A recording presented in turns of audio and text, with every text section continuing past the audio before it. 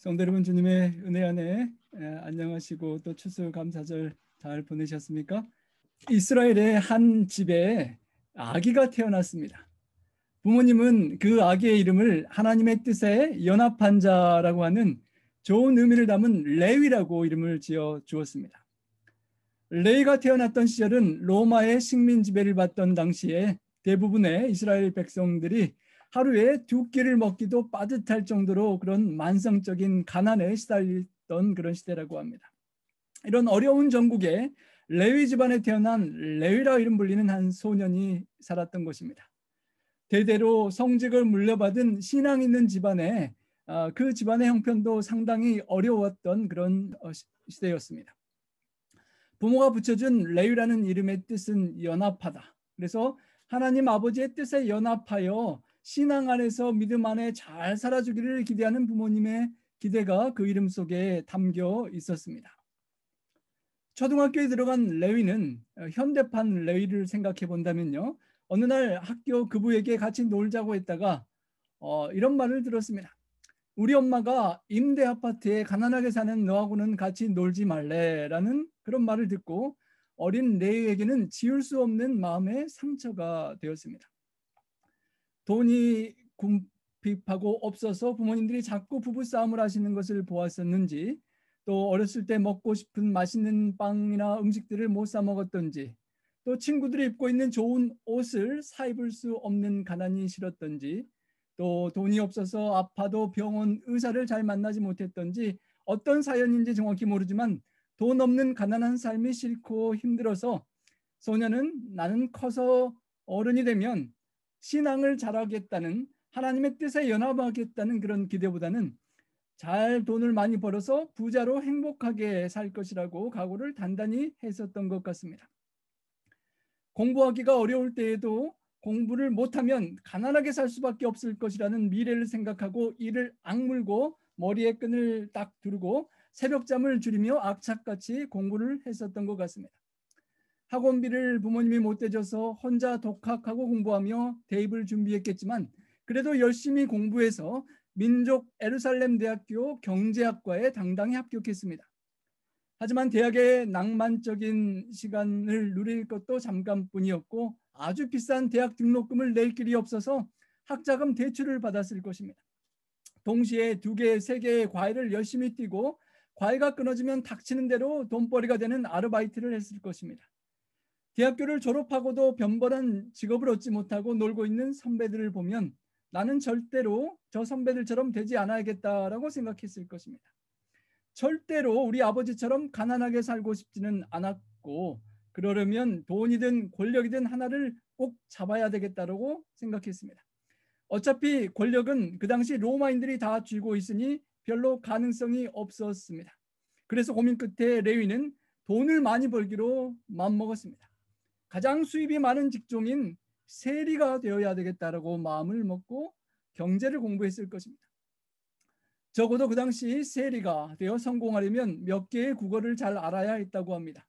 히브리어는 물론 아랍어, 이집트어, 헬라어 등 여러 언어를 알고 열심히 공부해야 많은 사람들의 세금을 잘 착취해낼 수가 있었습니다.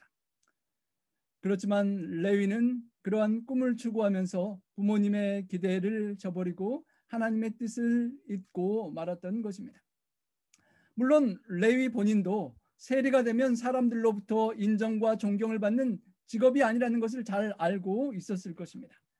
그 당시에 로마의 앞잡이 세리가 되면 유대인들 자기 민족 사이에서는 법정에서 증인으로 설 수 있는 자격도 주어지지 않았다고 합니다.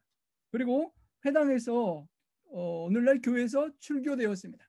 심지어 부모님의 마음을 아프게 할 뿐만 아니라 가족 친지들로부터 엄청나게 미움을 받았을 것입니다. 탈무드에 따르면 일반 사람들도 세리들을 속이는 것은 죄가 안 된다고 했습니다. 저렇게 나쁜 세리에게 속여서 세금을 좀 적당히 내는 것은 괜찮다는 것입니다. 경건한 바리새인들은 세리들을 사람 취급도 하지 않았을 뿐만 아니라 이 세리들과 함께 앉아서 식사하는 것도 혐오스러운 일로 죄악으로 간주했었다고 합니다. 그리고 유대인들은 심지어 세리에게는 아무리 돈이 많은 부자여도 자신의 딸을 며느리로 딸을 주지 않았다고 합니다. 그래서 믿음 안에서 장가를 가기가 어려운 그런 상황이었던 것입니다. 세리는 자타가 공인하는 죄인이었습니다. 그 당시에 천이 여겼던 죄인들이 병든 나병 환자나 이방인 창녀가 있었지만 그것보다 더 큰 죄인이 세리였다는 것입니다. 이러한 사회적인 지탄을 감당하고라도 세리가 되겠다고 그는 마음 먹었습니다. 동족 사회로부터 물론이고 종교에서부터 점점 멀어지게 되는 결과를 갖게 될 수밖에 없었고, 그래서 세리들은 더욱 돈에 집착할 수밖에 없는 결과를 가져왔을 것입니다. 레위가 세리의 삶에 수많은 어려움이 있을 것을 예측했지만 인정받고 존경받는 것이 밥을 먹여주는 것도 아닌데 그냥 개처럼 열심히 벌어서 정승처럼 잘 쓰면 되지 않겠느냐라고 생각하며 합리화했을 것입니다. 이를 악물고 열심히 공부해서 세리 고시에 어렵게 합격했습니다.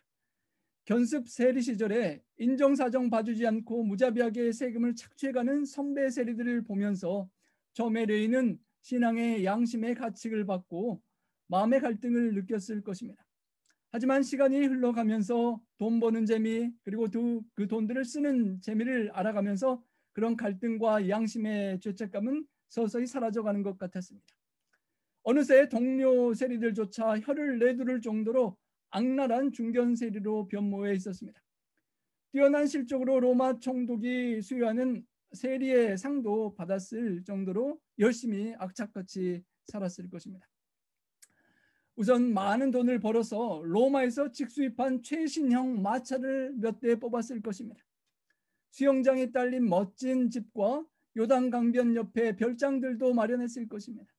세상의 가난한 실패자들을 비웃으며 나야말로 성공한 승리자라고 그렇게 외쳤습니다.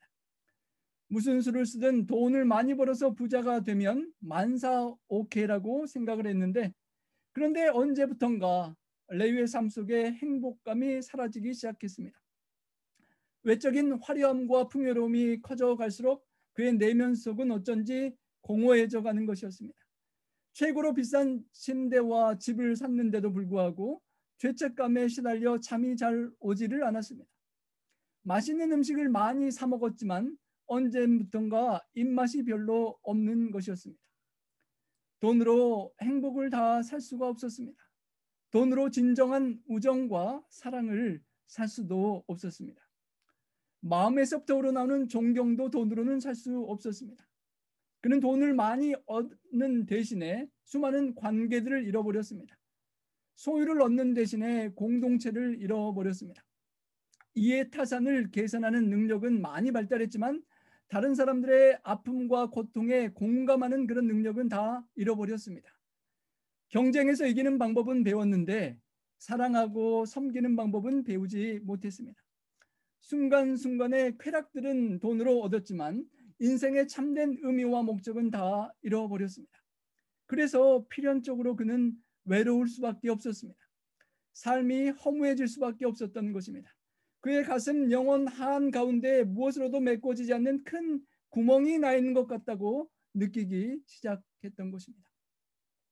자신의 유대 사회에서 매장되고 회당에 출입하지도 못하고 사회에서 죄인 취급받을 뿐만 아니라 믿음 안에 장가도 못 가고 그렇게 살면서 돈을 많이 있기 때문에 세리들은 자연히 창기들과 어울리면서 성경은 세리와 창기를 함께 그렇게 기록하곤 했습니다.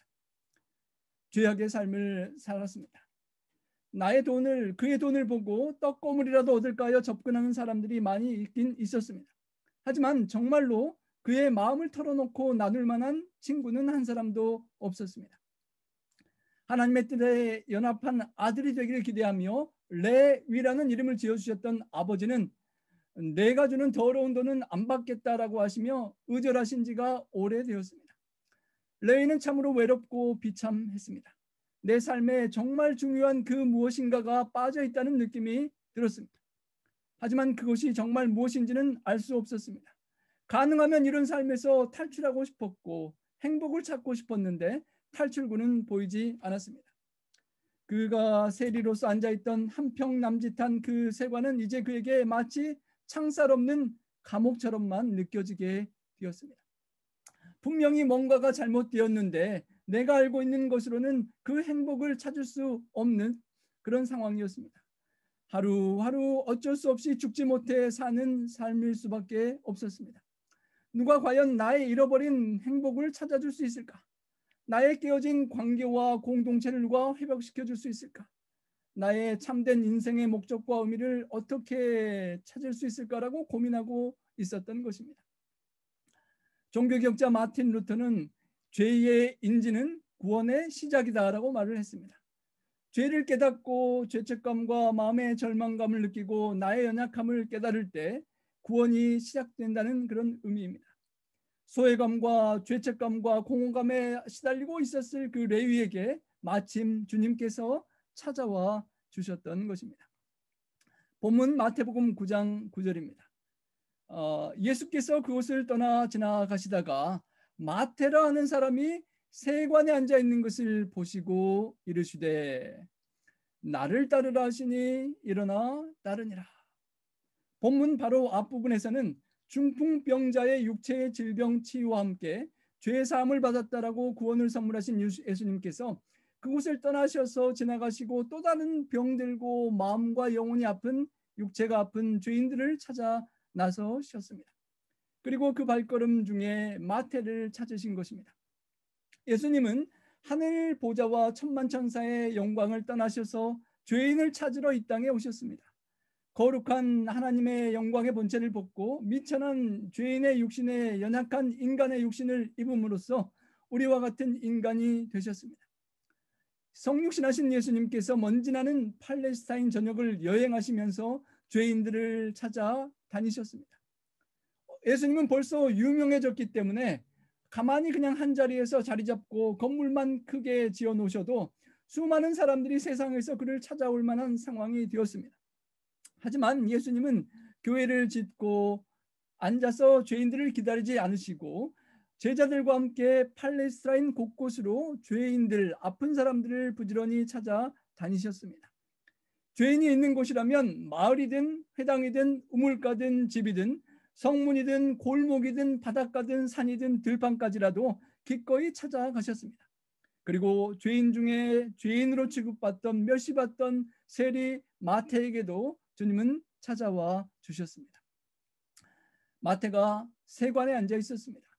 전략적인 상업적 요지인 가버나움에 다메섹과 동부 지역에서 지중해 연안에 있는 돌레마이까지 이르는 주요 간선도로를 통과하는 수많은 상인들과 여행자들이 지나가는 그 길목 요지에 세금을 걷어들이는 사무소에 앉아서 많은 돈을 걷어들이고 있었던 것입니다. 유대는 로마에 종속된 나라였고 세리는 로마 정부로부터 고용된 말단 관리들이었습니다. 세금을 받을 때 어떤 지역에다가 일정한 액수를 로마가 할당해 놓고는 그 지역에서 세금을 징수하는 권리를 최고 입찰자에게 팔았다고 합니다. 사는 사람은 그 할당된 세액을 연말에 넘겨주면 되는 거로 백성들로부터 세금을 거둘 때 가능한 많이 징수했다고 합니다. 그래서 로마 정부에 납부할 것만 일정한 액을 납부하고 나머지는 다 자신의 것으로 챙겼던 것입니다. 그러므로 그들은 같은 민족 사람들에게 매국노요, 변절자이며 반역자로 간주되고 인간 취급을 받지 못했던 것입니다. 그 당시에 두 종류의 세리가 있었다고 합니다.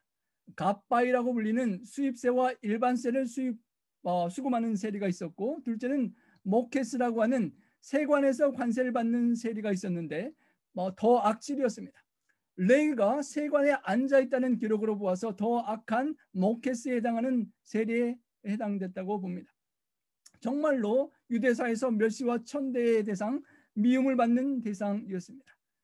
하나님의 택한 백성 이스라엘을 짓밟는 로마의 하수인으로서 동족의 피를 빨아먹는 매국노요, 흡혈귀요, 동족을 배반한 자들이었던 것입니다. 그래서 일제시대 때 일본 사람들보다 더 미운 우리 일제 치하의 그 편이 되었던 사람들을 미워했던 것처럼 어쩌면 로마인들보다 더 미웠던 사람들이었던 것입니다. 탈무드에서는 유대인들이 자신을 보호하기 위하여 세금을 착취하는 세리들에게 거짓말을 해도 된다고 공적으로 그렇게 기록을 남길 정도였으니까 얼마나 그들의 삶이 천시받았던지를 우리가 기억할 수 있는 것입니다. 당시 기록에 보면 백성들의 수입의 총 수익의 30% 정도를 세금으로 징수해 갔다고 합니다. 30%면 엄청난 액수입니다. 그래서 침례 요한이 침례받으러 나온 세리들에게 정한 세 외에는 늑증하지 말라라고 권했던 것입니다. 유대인 민족들은 민족성이 강하고 도덕성이 높은 사람들이었는데 그 민족 백성 중에 자기 동족들을 배신하고 이방인들의 앞잡이가 되었으니까 정말 기생충 중에 기생충이 되었던 것입니다. 당시 속담에 산에 가면 호랑이가 무섭고 거리에는 세리가 무섭다라는 말이 있을 정도였다고 합니다. 무섭고 만나기 싫은 호랑이 같은 세리. 바리새인들은 세리에게 침이라도 내뱉었습니다. 다른 이웃들은 세관에 앉아있는 마태를 보기도 싫어하고 보게 되면 인상을 찌푸리고 돈을 착취하는 세리를 째려보고 미움과 증오의 눈으로 쳐다보았던 것입니다. 그 눈초리에는 미움과 증오가 가득 차서 정말 따가웠을 것입니다. 벼락 맞아 죽어야 될 죄인, 하나님께 은혜를 입지 못하고 영원히 멸망받아 마땅한 저질, 구역질 나는 배반자 쓰레기라고 취급을 받았습니다. 그런 마태가 슬퍼하고 허망해가고 있는 그때에 예수님께서 가시다가 마태를 찾아오신 것입니다. 관심을 가지고 보셨다는 것입니다. 배척받는 마태에게, 레위에게 주님은 관심과 사랑으로 찾아오셨습니다. 그의 영혼 속에 고뇌와 절망감을 보시고 주님은 찾아오셨던 것입니다. 예수님의 눈은 특별한 눈이었습니다. 수많은 세상 사람들이 비방하고 정죄하고 멸망할 존재로 보았던 그 사람에게서 주님은 희망과 소망과 예수님의 제자로서 복음 전파자가 될 가능성을 보셨던 것입니다. 마음의 비밀을 읽으시는 눈, 영혼을 꿰뚫어 보시는 눈을 주님께서 갖고 계셨던 것입니다. 말할 수 없는 사랑에 깃든 그런 눈이었고 우리에게 주님께서 그런 눈을 주셨으면 참 좋겠습니다. 주님이 가까이 다가오시고 부르시는 것을 마태는 전혀 기대할 수 없었던 것이었습니다. 그럼에도 불구하고 주님은 찾아오셨고 놀랍게 그를 제자로 불러주셨던 것입니다. 유대인들의 편견을 완전히 주님은 깨트리셨고 제자로 마태를 그냥 용서해주는 차원을 떠나서 제자로서 주님을 따르라고 부르셨던 놀라운 부르심이 있었던 것입니다. 하나님께서는 우리의 모든 것을 보시고 아신다라고 시편 139편에 말합니다. 여호와께서 나를 감찰하시고 아셨나이다. 주께서 나의 앉고 일어섬을 아시며 멀리서도 나의 생각을 통촉하시며 나의 길과 눕는 것을 감찰하시며 나의 모든 행위를 익히 아시오니 여호와여 내 혀의 말을 알지 못하는 것이 하나도 없으시니이다. 레위가 마음에 절망하고 낙심하고 고통스러워하고 있는 것을 다 아셨습니다. 돈을 많이 벌었지만 허망했던 마음까지 아셨습니다. 그리고 주님은 그를 불러주셨습니다. 우리 주님께서 우리 성도님들의 모든 상황과 형편을 비록 남편 아내까지 몰라주는 그 속사정까지라도 다 통촉하시고 알아주시는 주님, 그 우리의 심령을 헤아리시는 눈을 갖고 알아주심을 인하여 하나님께 감사하게 되는 것입니다. 제가 필리핀 선교지를 갔다 온 이후에 한국으로 돌아와서 한국의 일회용 용품들을 쉽게 버리지 못하고 너무나 아까워서 더 많이 쓰는 그런 습관이 생겼었는데요. 그런 쓰레기들을 버리지 않고 버려진 쓰레기 중에 쓸만한 것들을 건져서 예술 작품을 만드는 정크 아티스트가 있습니다. 기병선 씨라는 분인데요. 그는 쓰레기로 버려진 많은 물건들을 찾아서 재활용하고 아트 작품을 만드는 분입니다. 쓰레기를 모아서 이렇게 아름다운 물고기도 만들고 아름다운 성도 만들고 이런 곰도 만들고 버려진 쓰레기들을 다시 건져내서 가능성을 발견해내는 정크 아티스트였습니다. 하지만 진짜 최고의 정크 아티스트는 우리 예수님이셨던 것입니다. 정말 세상 사람들이 보기에 쓰레기와 같이 정말 영원히 멸망할 수밖에 없던 레위 세리를 주님은 쓰레기통에서 건져 내셔서 위대한 작품을 만들어 주셨던 것입니다.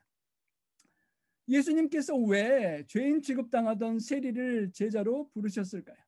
수많은 사람들 중에 죄인 중에 죄인인 대명사인 세리를 제자로 부르셨을까요? 사람들은 죄인이 부담스럽고 싫습니다. 왜냐하면 죄인은 다른 사람들에게 상처를 입히고 고통을 주기 때문입니다. 여러분, 아들, 딸, 우리 사위와 며느리를 찾으실 때 죄인인 사위감, 며느리감을 찾을 분은 없을 것입니다. 다 조건이 좋아도 감옥 갔다 온 기록이 있으면 딱 사절일 것입니다. 회사에서 직원을 채용하더라도 착하고 성실한 능력 좋은 사람을 찾기 위해서 신원조회를 합니다.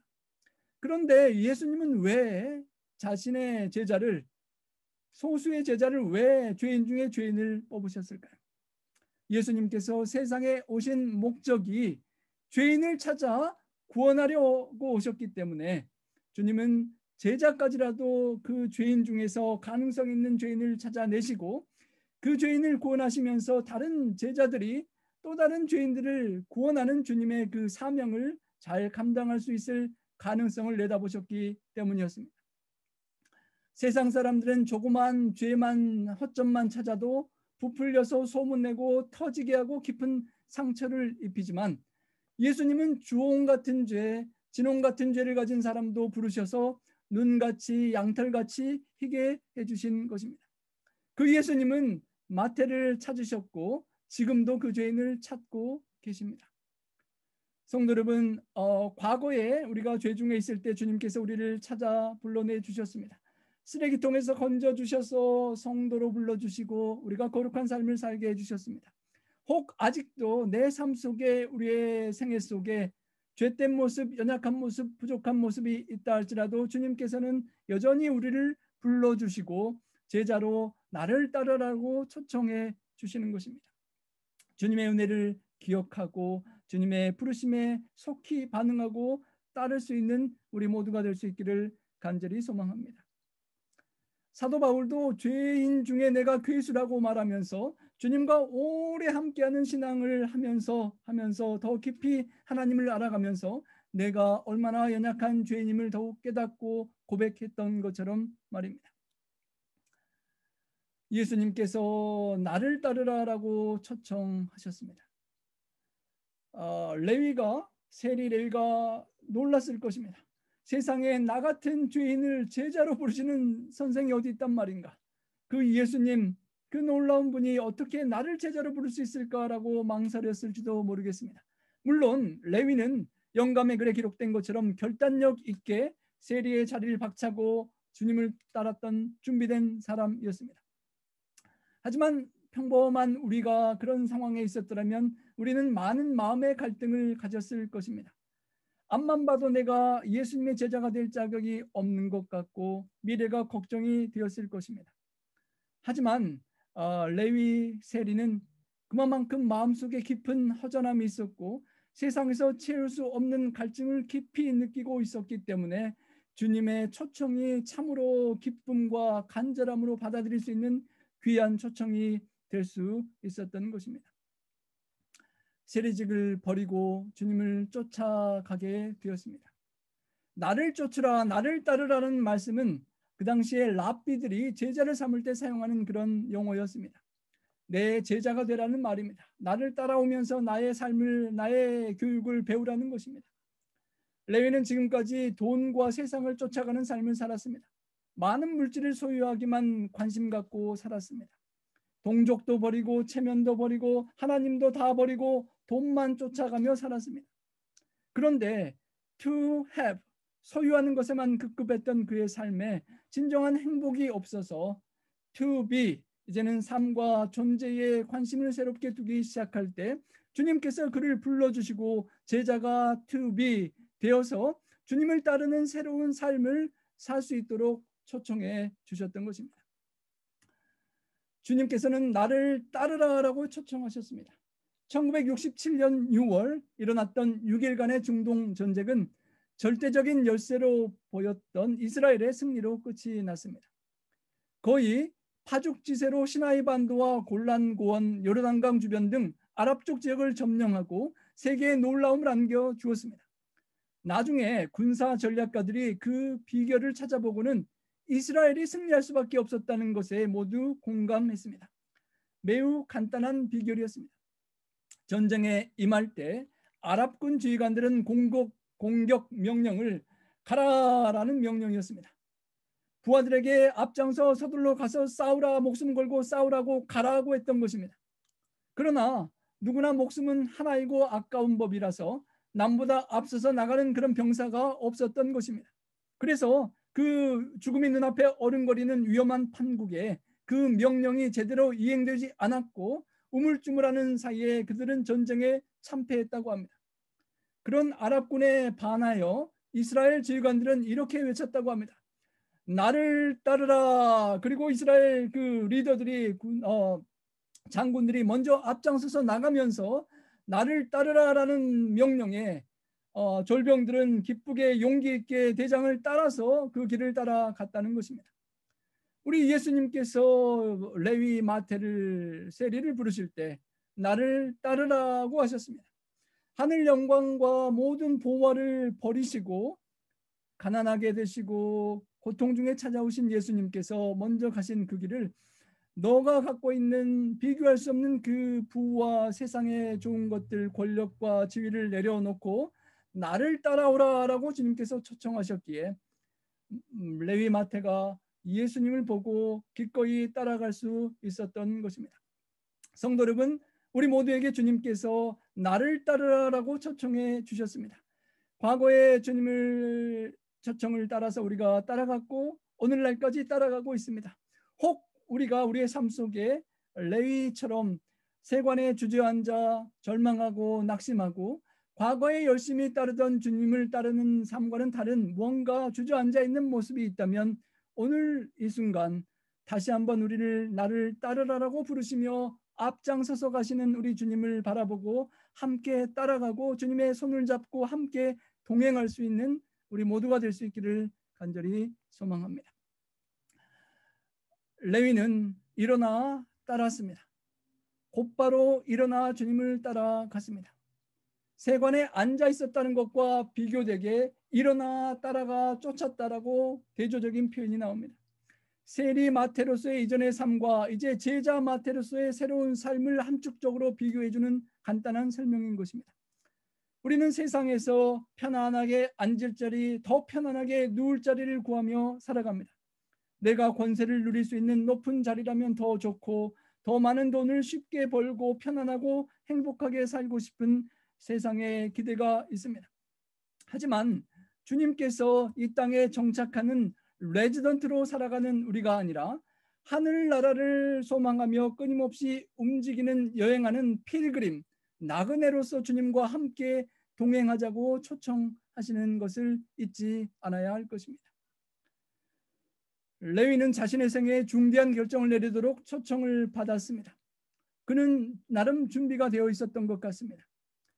바리새인과 세리의 기도에 관한 예수님의 말씀의 소문을 들었을 것이고 나 세리도 그 이야기 속의 세리처럼 용서받고 의롭다 인정받을 수 있을까 기대하고 있다가 주님의 초청을 받을 때 기꺼이 확신이 들었을 것입니다.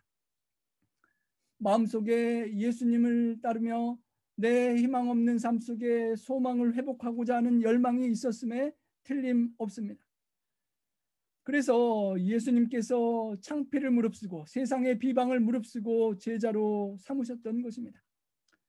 누가복음 5장 28절에는 마태의 상황을 모든 것을 버리고 예수님을 따랐다라고 그렇게 표현했습니다. 모든 것, 정말 마태에게 있어서는 어린 가난한 시절부터 그날에 이르기까지 모든 시간과 노력과 정성을 쏟아 성취했던 모든 것이었습니다. 그 모든 것을 이제 포기하고 내려두고 예수님을 따른 것입니다. 좋은 보수를 주님께서 주시겠다는 확신도 없고 확정된 미래가 없었지만 그는 주님을 믿고 주님을 따라 나섰던 것입니다.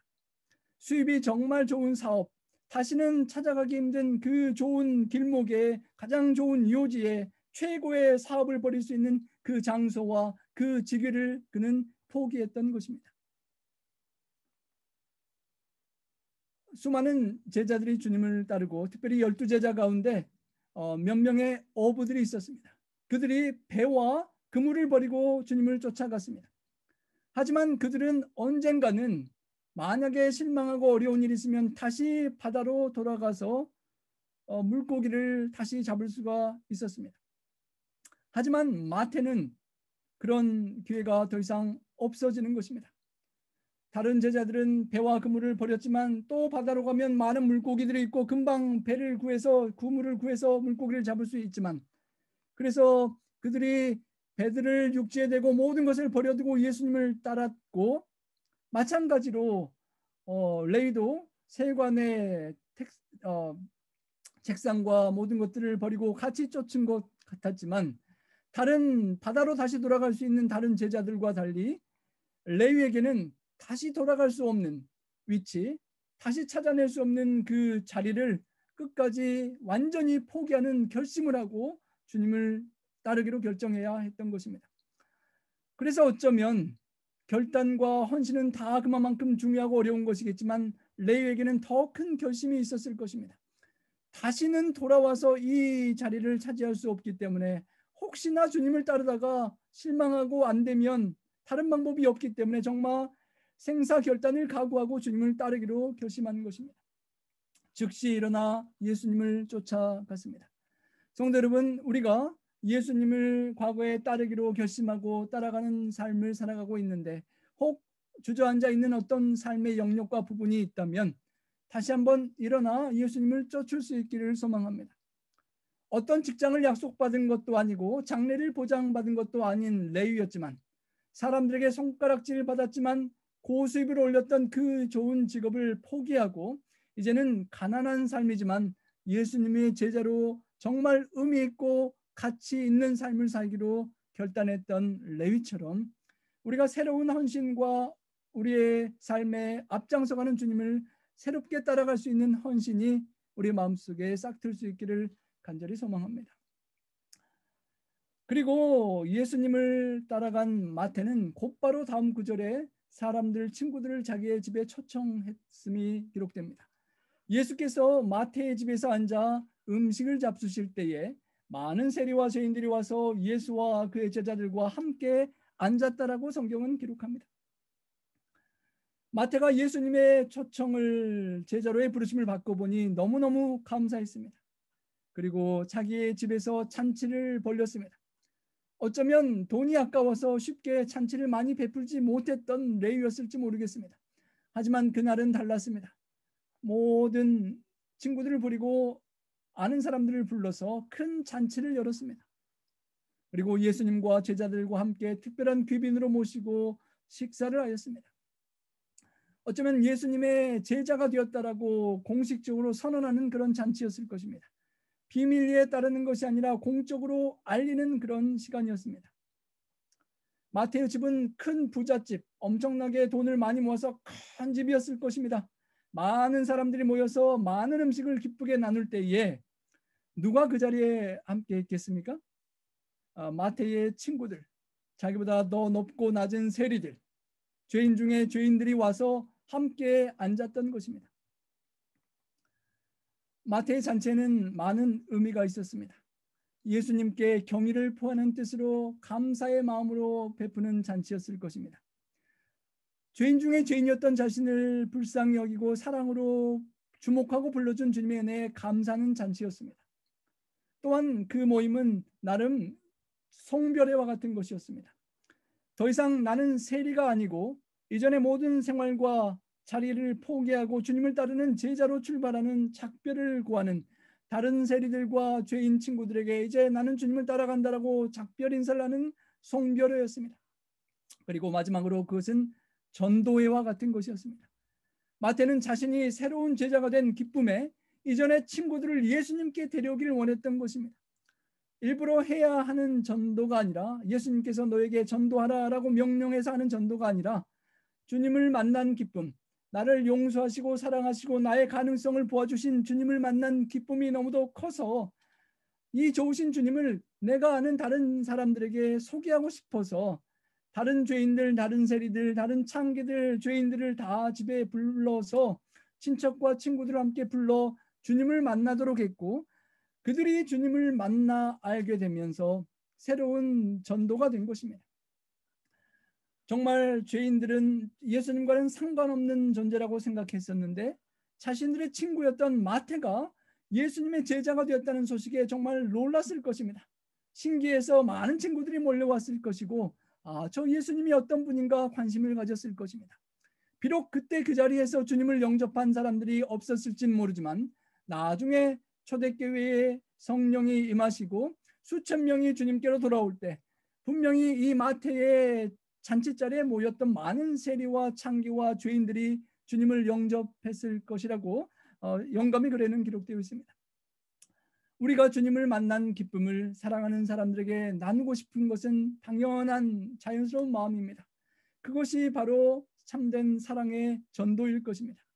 내가 만나고 내가 발견한 최고의 기쁨을 내가 사랑하는 사람에게 나누고 싶은 그 매튜의 파티, 매튜의 잔치를 우리의 삶 속에 기쁘게 많이 베풀고 나눌 수 있도록 먼저 우리에게 주님을 만나는 넘치는 기쁨이 우리의 삶 속에 넘쳐날 수 있기를 간절히 소망합니다. 마태는 그 전까지 자신의 만족을 추구하고자 얻었던 모든 재물을 얻으려고 했던 그것에서 이제는 하나님의 나라의 복음을 추구하는 사람으로 변화되었습니다.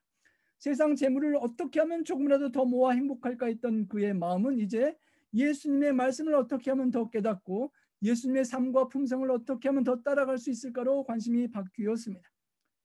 로마의 하수인으로서 일하면서 불의하게 모은 그 재물들로 큰 잔치를 벌여서 자신과 같은 처지에 놓인 죄인들이 자신이 받은 구원을 받을 수 있도록 증거하며 예수님을 소개하는 전도를 곧바로 시작했던 것입니다. 안타깝게도 우리가 신앙생활과 교회생활을 오래 하면 할수록 예전에 세상에 있던 친구들과 구도자들과는 교류를 잃어가게 됩니다. 교회 안에 친구들은 많아지는데 세상에 주님을 모르는 친구들을 교류를 많이 잃어가는 것입니다. 오히려 전도할 수 있는 관계들을 더욱 많이 갖고 있는 세리 마태, 막 주님께 찾아와서 세상 사람들을 많이 알고 죄인을 많이 알고 있던 세리 마태가 더 많은 사람들을 구원하는 아름다운 모습을 보는 것입니다. 우리의 삶 속에도 세상의 친구들과 그런 교류들을 여전히 마태처럼 맺고 초청할 수 있는 그런 넓은 또 새로운 관계들이 있을 수 있으면 좋겠습니다. 마태는 주님의 초청을 받고 구원을 받았습니다. 죄로부터 구원을 받았습니다. 공허한 삶에서 돈 얘기뿐인 세상에서 구원을 받고 은혜와 사랑의 경험을 새롭게 출발하게 되었던 것입니다. 정말 텅 비었던 허전한 삶 속에 뭔가가 채워지고 희망과 소망과 기쁨이 새롭게 출발되었던 것입니다. 성도 여러분, 혹시 삶 속에 허전한 마음이 있으십니까?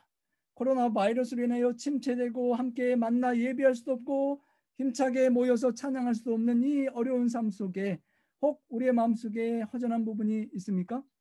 예수님께서 다시 한번 우리에게 찾아오셔서 나를 따르라는 그 초청이 새로운 소망과 희망으로 우리에게 찾아와 줄 수 있기를 간절히 소망합니다.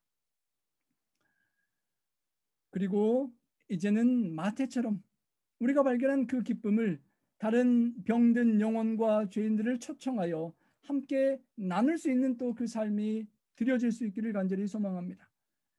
생명의 복음을 들고 죄인들을 계속 찾고 찾아가시는 주님을 함께 찾아 따라 나가는 제자가 될 수 있기를 소망합니다. 세관을 떠나서 주님을 따르기로 결심하고 많은 죄인들을 초청한 그 모습을 보고 바리새인들은 다른 관점의 평가와 바라봄이 있었습니다. 바리새인들이 보고 제자들에게 비방하면서 이르렀습니다. 어찌하여 너의 선생 예수는 세리와 죄인들과 함께 잡수시느냐? 세리와 죄인들, 동족의 피를 빨아먹는 세리들, 동족에게 상처와 아픔을 주었던 그 세리들, 수많은 죄인들, 다른 사람들에게 고통을 야기하는 그 사람들과 함께 먹고 마시는 것은 고통을 당한 사람들이 보기에는 고통스러운 모습인 것입니다. 왜 예수님께서 그 죄인들과 아이덴티피케이션, 동일시하고 함께 한 무리가 되는지 바리새인들은 이해할 수 없었습니다. 하지만 주님은 말씀하셨습니다. 내가 의인을 부르러 온 것이 아니라 죄인을 부르러 왔노라고 하시면서 죄인들과 함께 섞이셨던 것입니다. 예수님께서는 우리 누구에게라도 내가 문 밖에 서서 두드리노니 내 음성을 듣고 문을 열면 그에게로 들어가 더불어 먹고 나는 그로 더불어 먹으리라 말씀하셨습니다. 우리가 어떠한 죄인이라 할지라도 우리 마음 문을 열고 함께 앉아 먹기를 주님은 원하신다는 것입니다. 함께 식사한다는 것은 서로 친구가 된다는 것입니다. 예수님은 공생애를 생애하실 때 수많은 사람들과 어울려 함께 식사하고 교제하기를 즐겨 하셨습니다. 제자들과 더불어 식사하며 천국지위를 가르치셨고 가나의 혼인잔치에 함께 참여하였고 부활 후에도 갈릴리 바닷가에서 친히 제자들과 더불어 소박한 아침 식사를 나누셨습니다. 세리와 창기와 가난한 병자들, 소외된 자들과 격이 없이 식사를 나누셨고 물론 바리새인들이 초청한 식사 자리에도 함께 하셨습니다. 그리고 그 많은 교제와 관계는 나중에 오순절 이후 수많은 사람들이 회심할 때 열매로 나타났던 것입니다. 우리가 우리의 가정에 식사를 초대하고 함께 교제하고 좋은 것들 나누고 만나는 그 교제들은 언젠가 싹이 트고 자라나고 열매를 맺어서 주님 앞에 나오는 영혼군의 열매가 될 수 있을 것이고 그런 열매가 우리 모두에게 풍성할 수 있기를 간절히 소망합니다. 예수님께서 그 비방을 들으시고 대답하셨습니다. 건강한 자에게는 의사가 쓸데없고 병든 자에게라야 쓸데있느니라. 아픈 사람에게 의사가 필요한 것처럼 죄에 시달리는 사람에게 구원자 되시는 예수님이 필요하다고 말씀하신 것입니다. 바리새인들은 스스로 건강한 사람이라고 자처했지만 의원을 찾을 필요를 느끼지 못했지만 진정 그들에게도 주님은 필요했던 것인데 그들은 그것을 깨닫지 못했던 것입니다. 어떤 흑인 신자가 성경을 읽는데 마태복음 9장 10절 이하에 있는 말씀을 보고 있었습니다. 때마침 목사님께서 참 기특하게 보시고 그 뜻을 잘 알고 있는지 궁금해서 물어보았습니다. 그곳에 누구 이름이 쓰여져 있습니까? 라고 묻자 흑인은 말하기를 예, 이곳에 제 이름이 계속 많이 기록되어 있습니다. 라고 대답했다고 합니다. 이 말을 들은 목사님이 깜짝 놀랐습니다.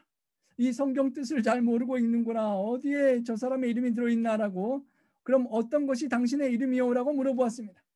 그러자 그 신자는 이것이 제 이름입니다. 라고 말하면서 10절, 11절, 13절 거듭거듭 나와 있는 죄인이라는 말을 가리켰습니다. 죄인을 찾아오신 예수님을 읽으면서 그 죄인이 나라는 그 감격을 받으면서 읽었다는 것입니다. 그리고 그 목사님은 참으로 감격할 수밖에 없었습니다. 죄인이라는 것을 속에 내가 그 죄인이라는 것을 공감하면 이 흑인 신자처럼 감격할 수밖에 없는 것입니다. 나에게 죄가 있지만 하나님의 기대에서 어긋난 죄가 있지만 여전히 나를 찾아오시고 구원하시는 예수님을 바라보는 은혜 속에 구원받은 죄인이라는 깨달음은 우리에게 너무도 큰 기쁨이 되는 것입니다. 주님께서 세우신 교회는 의인들의 박물관이 아니라 죄인들의 병원이고 예수님께서 우리의 치유자가 되어주신다는 그 약속인 것입니다. 바리새인들은 정죄하기만 하고 치료해주고 싶은 마음은 없는 그런 의사와 같았습니다. 코로나 바이러스에 걸려서 고통하는 환자 곁에 정죄만 하고 왜 걸렸느냐라고 비방만 하고 가기 싫은 함께 치료해주기 싫은 의사 같은 그런 모습이 아닐까 싶습니다. 병든 사람에게 의사가 필요하다고 하신 주님께서는 영혼의 질병에 죄에 고통하는 사람들을 치유해주고 싶으신 의사 선생님이셨습니다. 죄를 완전히 고쳐서 아프지 않게 해주실 뿐만 아니라 병든 내면까지 고쳐주시기 위해서 24시간 365일 나와 함께하자고 나를 따라오라라고 초청하시는 것입니다. 우리 주님께서 우리의 육체적인 질병을 강건케 하실 뿐만 아니라 우리의 온 영과 온갖 몸을 온전히 치유하시기를 원하시면서 나를 따르라라고 초청하시는 것입니다.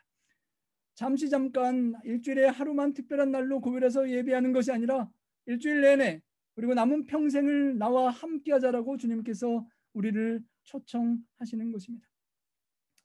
성도 여러분, 나는 정말 주님 앞에 건강한 사람입니다.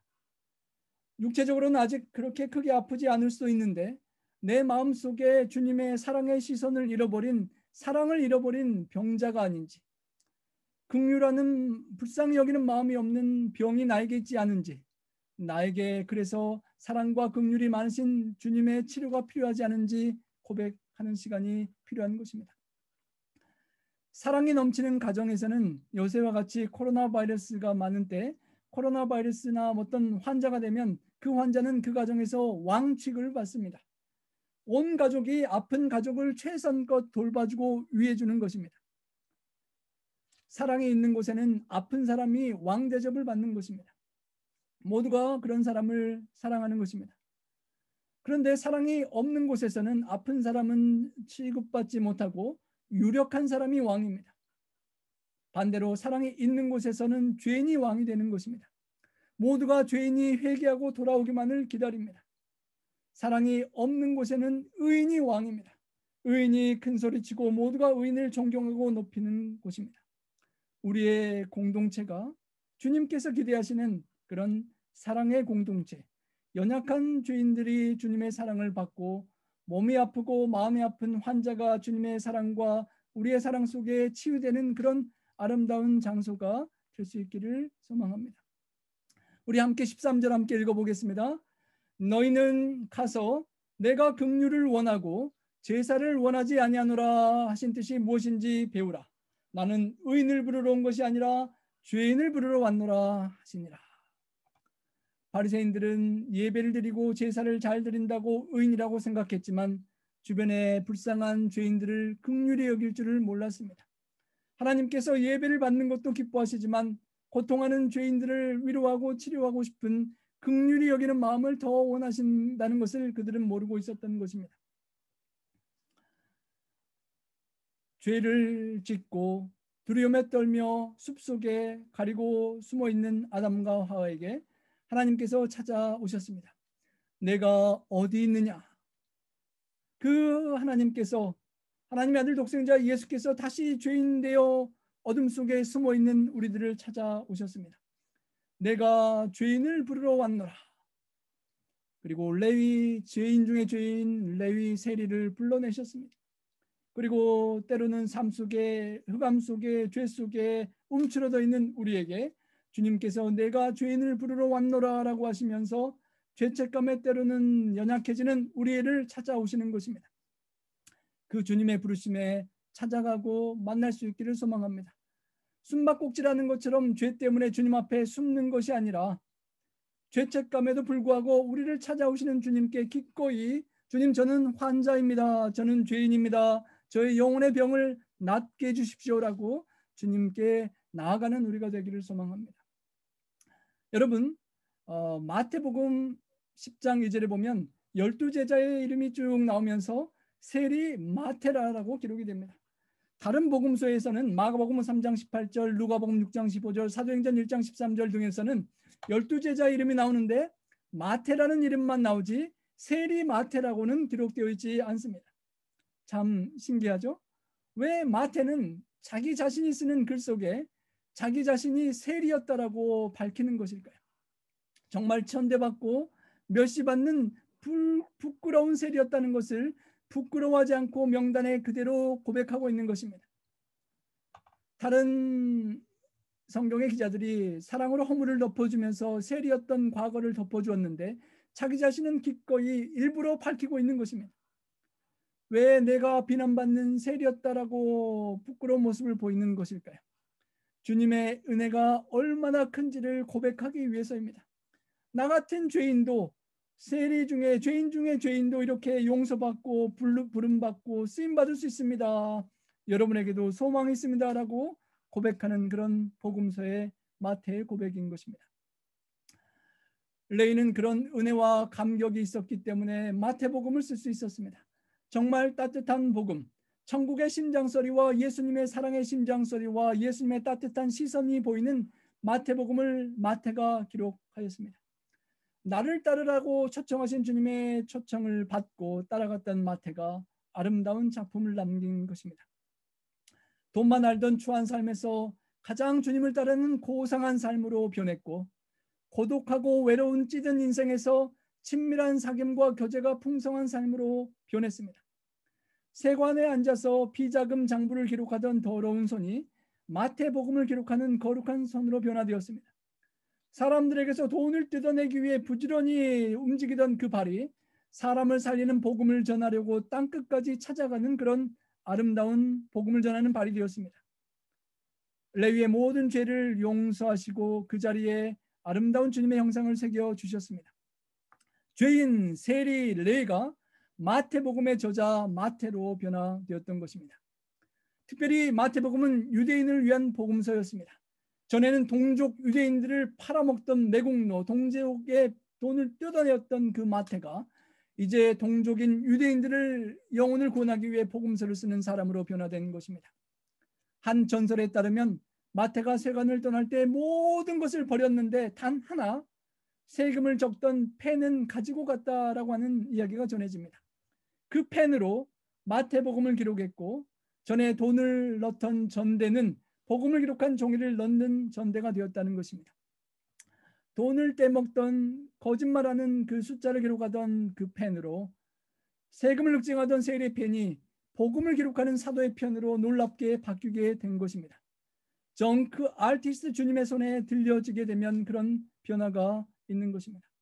성도 여러분, 우리의 삶이 그런 어떠한 레위와 비교할 때 어떠한 삶일지 모르지만 각자 우리가 주님의 손에 들려지면 우리는 놀라운 변화를 경험하게 되는 것입니다. 주님의 손에 들려지고 그런 놀라운 경험의 주인공이 될 수 있기를 소망합니다. 세상에서 주님을 위해서 포기하고 버리는 것들이 있겠지만 천국 복음을 증거한 사도는 엄청난 축복을 받게 되었습니다. 세상의 일시적인 것은 잃어버린 것 같지만 하늘의 영원한 감사와 기쁨과 축복을 넘치게 받은 것입니다. 마태가 가졌던 금고, 많은 돈이 들었던 금고와 마태가 쓰던 그 좋은 자리의 책상은 잃어버렸지만 성령의 감동으로 기록한 수많은 죄인들을 구원한, 그리고 오늘 이 시간 우리에게 은혜를 주는 마태복음, 천국의 영원한 진리를 마태는 남기게 된 것입니다.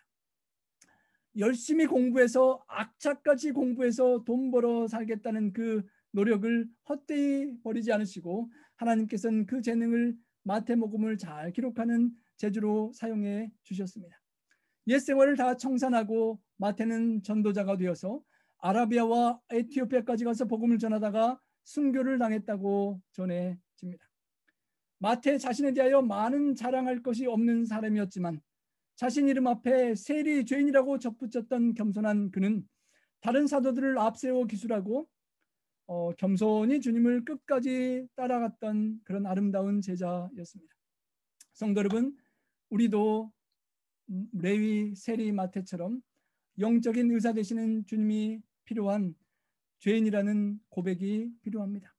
나의 연약하고 낙심된 그 삶 속에 방이 꽉 막힌 세관처럼 이기적인 세계 속에 갇힌 나의 삶 속에 주님께서 찾아오셔서 나를 따라오라라고 초청해 주시고 그 초청에 따라갈 수 있는 우리 모두가 될 수 있기를 간절히 소망합니다. 그리고 그 주님을 따라가는 우리 모두에게 엄청난 변화와 엄청난 축복의 주인공들이 되게 하시는 그런 경험이 우리 모두에게 가득하기를 소망합니다. 여러분, 무디 전도자를 잘 아실 것입니다. 그와 함께 일했던 생키라는 황금의 콤비가 있었습니다. 그런데 그 생키가 바로 오늘 본문의 세리 마태처럼 세금을 걷는 그런 사람이었다고 합니다. 물론 마태처럼 죄인은 아니었지만 가장 좋은 공무원으로서 많은 미래와 부유함과 좋은 것들을 확보할 수 있는 그런 사람이었다고 합니다. 하지만 하루는 무디와 함께 전도회에서 찬양을 하고 그 아름다운 찬양의 재능을 발견한 무디가 그를 남은 생에 나와 함께 복음을 전하는 전도자로 함께 살자라고 초청을 했다고 합니다. 그는 망설이게 되었습니다. 그렇게 좋은 그 공무원의 자리, 세금을 걷는 그 좋은 공무원의 자리를 포기하기가 쉽지는 않았던 것입니다. 가족들이 딸려 있었기 때문입니다. 하지만 하나님의 은혜의 초청에 그는 굴복하고 함께 동행하며 수십 년간을 함께 무디와 함께 수많은 영혼을 구원하는 사람으로 변화되고 1200여 편의 찬양의 가사를 찬양을 남긴 그런 아름다운 삶의 업적을 발자취를 남겼습니다. 성도 여러분, 우리의 삶 속에서도 주님이 우리를 따라오라고 할 때 조금 포기하고 내려놓기 어려운 정말 좋은 어떤 세금 징수 관리와 같은 좋은 무언가가 있을지 모르겠습니다. 하지만 생기처럼 그것을 내려놓고 주님의 초청에 기꺼이 응함으로 말미암아 그것과 비교할 수 없는 영원한 열매와 보람과 축복이 우리 삶에 맺혀지기를 간절히 소망합니다. 성도 여러분, 마지막으로 우리가 함께 드릴 찬양의 배경이 되는 한 짤막한 영상을 보여드리고 우리 함께 찬양을 드리고 마치기를 원합니다. Amazing Grace라는 아름다운 찬양입니다. 이 자비로운 주 하나님 찬양은 한때 길을 잃고 방황하며 앞을 보지 못하던 사람처럼 지내며 노예 무역을 생업으로 하던 죄인 잔 뉴턴의 고백입니다. 만들어진 찬송 Amazing Grace. 이 찬송은 전 세계 사람들, 특히 연약하고 힘없는 사람들, 억압받고 고통받는 사람들의 노래가 되었습니다. 1838년 강제 이주를 당한 체로키 인디안들이 추위와 질병에 죽은 수많은 사람들을 보며 지나가던 눈물의 길에서 1861년 노예 해방을 위한 남북전쟁 때 남군과 북군의 진영에서 1960년 흑인 인권을 위해 투쟁하던 마틴 루터 킹 목사의 집회에서 1989년 동서독을 가로막던 베를린 장벽이 무너지는 곳에서 1990년 29년 만에 넬슨 만델라가 석방되는 곳에서 2001년 9.11 테러로 애통하는 사람들을 위로하는 곳에서 Amazing Grace는 수많은 사람들에게 위로와 희망의 메시지가 되었습니다. 이것은 Amazing Grace 안에 한 사람의 눈물로 드려진 평생의 간증이 있었기 때문입니다. 나는 죄인의 괴수입니다. 11살부터 선원 생활을 시작하면서 거친 말과 폭력, 도덕적 타락과 방탕의 삶을 살았습니다. 무신론에 빠져 하나님을 모독하고 세상의 모든 죄를 찾아 즐겼습니다.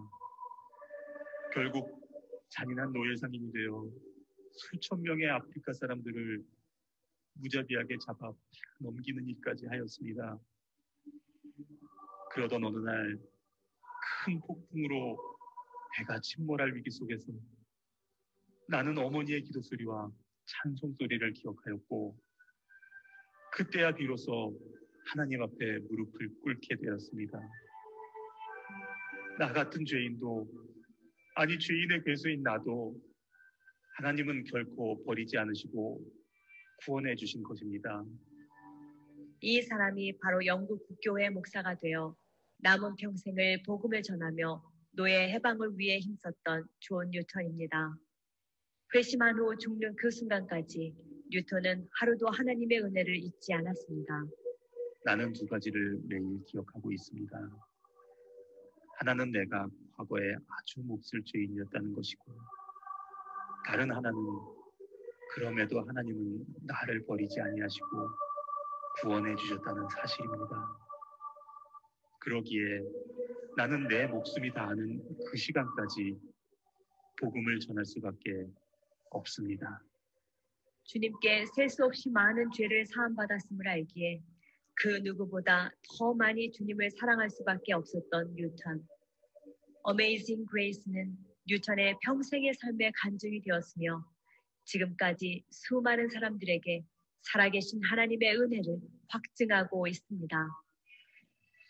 오늘 우리는 너무 쉽게 성도 여러분, 이 Amazing Grace를 우리 함께 찬양하시면서 죄인 중에 죄인 세리 레이가 하나님의 선물이라는 마태의 이름으로 변화를 받고 하나님의 놀라운 은혜를 힘입고 그렇게 변화된 것처럼 이 찬양을 부르면서 우리의 삶이 주님께 다시 드려지고 주님을 따르겠다는 결심이 우리 삶 속에 넘치는 축복으로 그렇게 열매 맺게 되기를 간절히 소망합니다. 우리 함께 다 함께 찬양하시겠습니다.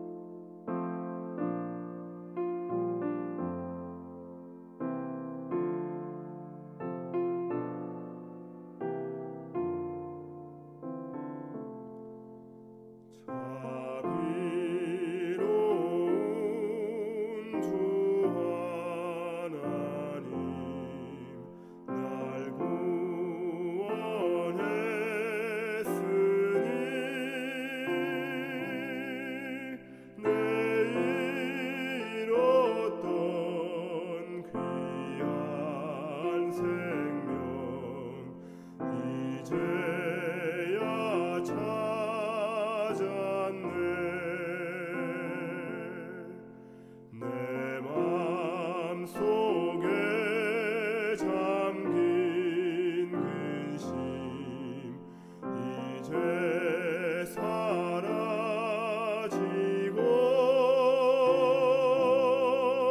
주 예수를 믿음으로 큰 기쁨 얻었네.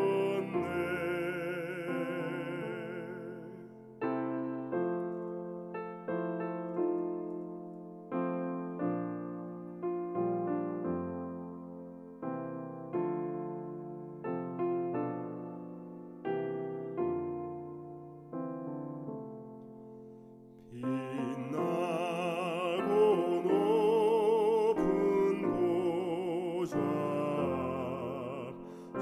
주님만 모시고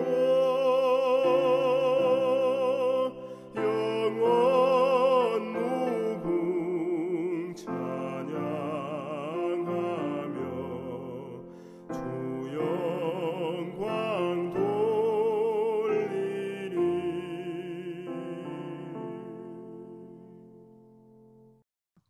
사랑의 아버지 하나님, 놀라운 이해할 수 없는 측량할 수 없는 하나님의 은혜와 사랑을 인하여 감사합니다. 하나님의 은혜를 레위처럼 저버리고 저희가 좋다고 생각하는 세상과 물질과 쾌락을 쫓아 살았지만 허망하여 허무하여 낙심할 수밖에 없는 죄인된 세리 마태를 찾아와 주신 주님, 우리 각자의 삶 속에서 우리의 절망 속에 우리를 찾아와 주시고 오늘 있기까지 우리를 인도하시고 초청하시고 불러주신 주님의 은혜를 감사 찬양을 드립니다. 하나님 아버지, 레위가 결단하고 주님을 따라갔던 것처럼 주님, 온전히 주님 앞에 내어버리지 못한 것들 다 포기할 수 있고 주님, 더 가치 있고 최선의 것인 주님의 초청의 귀함을 깨닫고 온전히 주님의 제자로 주님을 따라갈 수 있는 저희가 될 수 있도록 저희와 함께하여 주시옵소서. 우리를 얽어매는 배와 그물과 세리의 책상과 펜과 물질과 세상 쾌락이 있거든 주님, 그것들이 허무하다는 것을 속히 깨우칠 수 있도록 성령님께서 함께해 주셔서 이제 모든 것들을 다 내려놓고 최고의 주님, 최고의 길을 쫓아갈 수 있도록 함께하여 주시옵소서. 하나님, 우리도 마태처럼 우리의 삶 속에 주신 주님의 은혜와 기쁨을 감격하여 잔치를 벌이고 우리가 사랑하는 친구들과 지인들과 친지들을 초청하여 주님께로 인도할 수 있는 전도자로 거듭날 수 있도록 함께하여 주시옵소서. 주님, 저희들이 함께 연합하여 기도하고 소그룹을 갖고 함께 합심하여 주님께로 영혼을 초청하는 잔치를 열기를 소망합니다.